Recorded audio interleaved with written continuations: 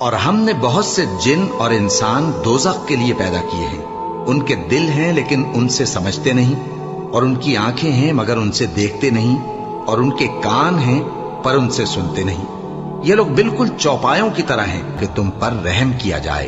और अपने परवरदिगार को दिल ही दिल में आजिजी और खौफ से और पस्त आवाज से सुबह शाम याद करते रहो, और देखना गाफिल ना होना। जो लोग तुम्हारे परवरदिगार के पास हैं वो उसकी इबादत से रूगर्दानी नहीं करते, और उस पाक जात को याद करते और उसके आगे सजदे करते रहते हैं। मोमिनो, अल्लाह से डरो जैसा कि उससे डरने का हक है, और मरना तो मुसलमान ही मरना, और सब मिलकर अल्लाह की हिदायत की रस्सी को मजबूत पकड़े रहना और फिरके फिरके न हो जाना।